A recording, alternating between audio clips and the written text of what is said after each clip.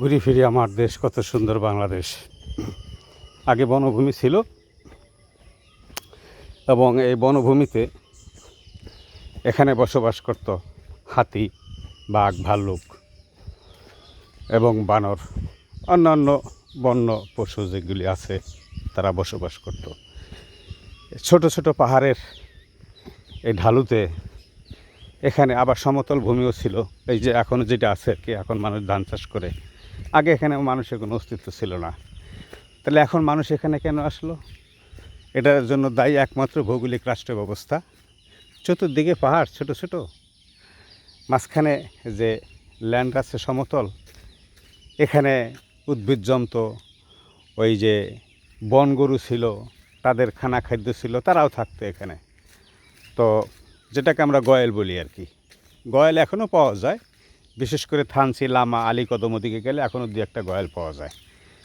তো এগুলি বিলুপ্ত হওয়ার কারণ হচ্ছে ভৌগোলিক রাষ্ট্র ব্যবস্থা। এই যে এমন এক জায়গায় কি আমাদেরকে ঠেকাইছে। তো এখানে আমার দেশটা ছোট, কিন্তু এরকম জনবহুল দেশ আর পৃথিবীতে কয়টা আছে জানি না, নাই বললেই চলে। এই একটা বক শুধু আতঙ্কিত হইয়া আমাকে দেখতেছে, এই যে আতঙ্কিত হয়ে দেখতেছে যে এটা আবার কী জিনিস আসতেছে। আসলে এদেরই এখানে বিচরণ করার কথা। তো যার কারণে এই যে আবার কিছু বক উড়ে যাচ্ছে আর কি।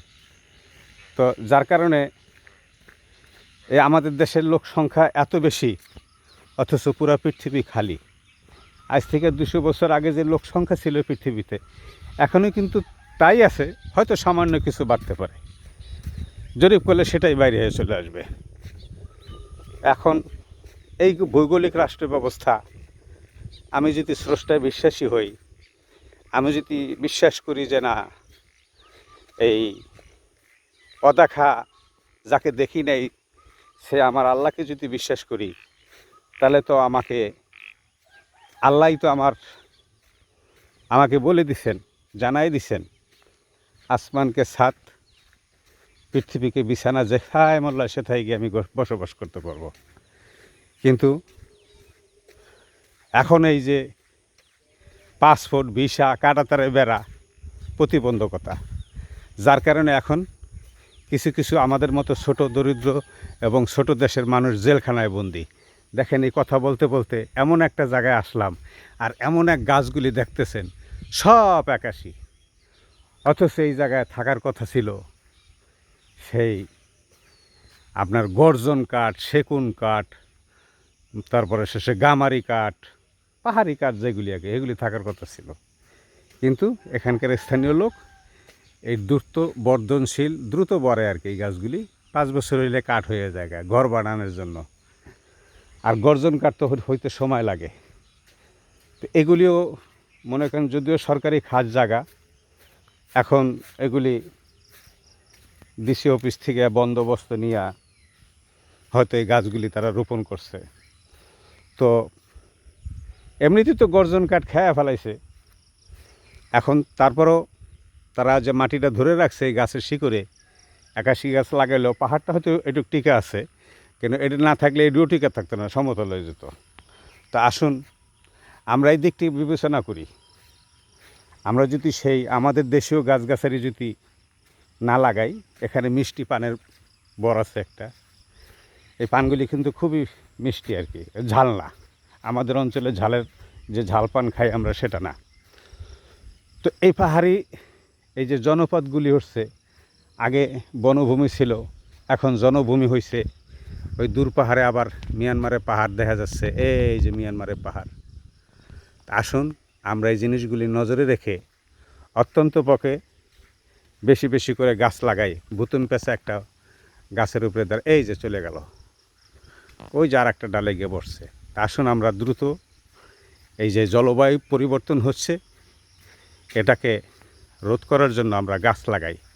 তারা কিন্তু জোড়ায় জোড়ায় স্বামী স্ত্রী, এই যে স্বামী স্ত্রী, তারা স্বামী স্ত্রী, হাজব্যান্ড ওয়াইফ। ও এখনও দৌড়ায় নাই, ও দেখতেছে কি করতেছে। হ্যাঁ, এই যে বুতুম পেঁচা, কিন্তু এরা এই এই এই এই পাখিগুলি অ্যাভেলেবেল দেখা যায় না। সে কিন্তু তাকিয়ে আছে আমার দিকে আর কি, এই যে আবার কালে গেল কোথায়। আসুন এই সমস্ত যে পাখি, পশু পাখি প্রকৃতির অংশ। এই প্রকৃতি যদি টিকিয়ে রাখতে হয় অবশ্যই গাছ লাগাইতে হবে। আজকে এই মেঘলা আকাশ দেখতেছেন, যখন কালো ঝড় আসে তখন কিন্তু এই কালো ঝড়, কালবৈশাখী, এটা প্রকৃতির অংশ। সে কিন্তু একেবারে এমন স্পিডে ঝড় আসে, যদি এই গাছগুলি না থাকতো তাহলে আমাদের যে সমস্ত কাঁচাঘর, পাকাঘর কয়জনের আছে? 20 কোটি মানুষের দেশের ভিতরে পাকাঘর কয়জনে বসবাস করে? কাঁচাঘরগুলি কিন্তু সব উড়াই নিয়ে যেত। তা আসুন আমরা বেশি বেশি করে গাছ লাগাই, দেশটাকে বাঁচাই। এই দেশটা যদি না থাকে, জলবায়ু পরিবর্তনের কারণে যদি বিরূপ প্রভাব সৃষ্টি হয়, এখানে বেঁচে থাকার কোনো মানুষ কেন, কোনো প্রাণ বেঁচে থাকতে পারবে না, যেভাবে দ্রুত জলবায়ু পরিবর্তন হচ্ছে। তা আসুন আমরা বেশি বেশি করে গাছ লাগাই, দেশটাও বাঁচাই, আর নিজের অস্তিত্বকে টিকে রাখি। যে যেখানে থাকবেন ভালো থাকবেন এবং অবশ্যই আপনার প্রতিবেশীকে ভালো রাখবেন। ভালো থাকবেন এবং ভালো রাখবেন। আবার দেখা হবে, আবার কথা কোথাও। আসসালামু আলাইকুম।